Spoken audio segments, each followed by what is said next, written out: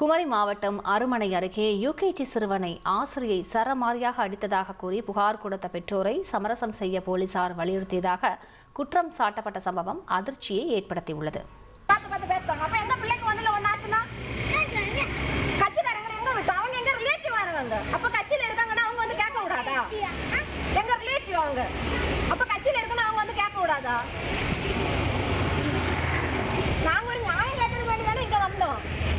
எங்க பிள்ளை எப்படி அடிச்சிருக்கு எங்களுக்கு ஒரு நீதி வேணும். அதுக்கு வேண்டி தான் வந்தோம். அவரு அந்த பாட்டி இன்னுமே விழிச்சு இங்க விசாரணை நடத்தவே இல்லை.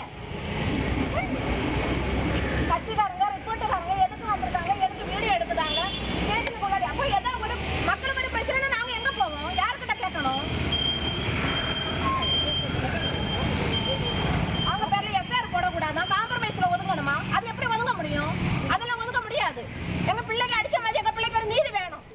கூடுதல் விவரங்களை செய்தியாளர் ராஜேந்திர பிரசாத் வழங்கிக்கலாம். ராஜேந்திர பிரசாத், என்ன நடந்தது? தற்பொழுது அந்த சிறுவன் எப்படி இருக்கிறார்? இது தொடர்பாக காவல்துறை தரப்பில் என்ன சொல்லப்படுகிறது?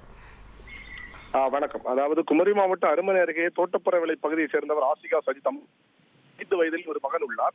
இவர் கடந்த அதே பகுதியில் உள்ள ஒரு தனியார் பள்ளியில் யூகேஜி படித்து வரக்கூடிய சூழ்நிலையில் கடந்த 25ஆம் தேதி வழக்கம் போல் பள்ளிக்கு சென்ற மாணவன் மாலை வேளையில் ஆசிகா அவனை அழைக்க சென்ற போது அழுது நிலையில் காணப்பட்டுள்ளார். காரணம் கேட்டபோது ஆசிரியர் தன்னை அடித்ததாகவும் கூறியுள்ளார். உடனே அவரது கை கால்களை பார்த்தபோது ரத்தம் கட்டி கிடந்துள்ளது. இதனை பெரிதாக்க வேண்டாம், ஏதோ படிக்காத காரணத்தினால் அடித்தோம். இதனை அடுத்து வீட்டிற்கு வந்த சிறுவனுக்கு உடல்நலக் குறைவுகள் ஏற்பட்டதை தொடர்ந்து. விவரங்களுக்கு நன்றி ராஜேந்திர பிரசாத். ஃப்ரெண்ட் ஆக்கிக்கோங்க.